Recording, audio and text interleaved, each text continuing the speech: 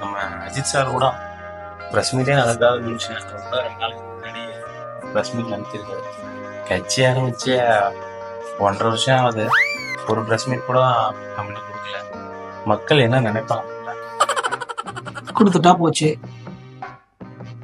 கேள்விலாம் கேட்பாங்களே. அதை நினைச்சாதான் கொஞ்சம் பதட்டமா இருக்கு.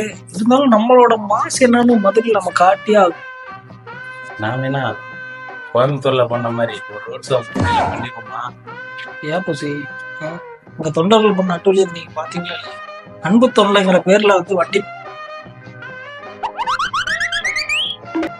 மன்னிச்சிங்க தளபதி, இனிமே இந்த தடவை நடக்காது பார்த்து. இதெல்லாம் பண்ணணும். அங்க பண்ணதை விட இங்க டபுளா பண்ற மாதிரி தான் பண்ணுங்க. சிறப்பா பண்ணிடுவோம். இந்த ப்ரெஸ் மீட் மட்டும் வேணா நானே பேசிட்டுமா? ஏன் பூசி இருக்கிற பிரச்சனை போதா நீங்க தான் உளறிக்கிட்டு எல்லாம் நம்மளை கலாச்சிட்டு செஞ்சு நான் பாத்துக்கிறேன். இருந்தாலும் அங்க கேள்வி கேட்கறதுக்கு முன்னாடி நாம ஏதாவது பண்ணியாகும். கேள்வி கேட்க விடக்கூடாது.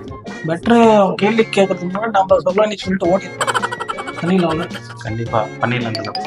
ரெடி பண்ணிட்டுக்கண்ணே. கோயம்புத்தூர்ல பார்த்தல அவனே எப்படி பண்ணாங்க, அதை விட 3-4 மடங்கு சிறப்பா பண்ணிடும். நம்ம அண்ணனுக்கு நம்ம செய்யாம வேற யாரையும் செய்ய போறா? இதை வந்து தளபதிக்கு தெரியாம சொல்றேன். எக்காரணத்துக்கு ஒன்றும் இந்த விஷயம் தெரியக்கூடாது. நானா சொல்றேன், சிறப்பா செஞ்சிருக்கேன். ஒண்ணும் இல்ல, மதுரைனாவ அழகர் ஆத்துல இறங்குறதா சிறப்பு. நாளைக்கு நம்ம தளபதிக்கு செய்யற பாருங்க அபிஷேகத்தை தரமா இருக்கும்.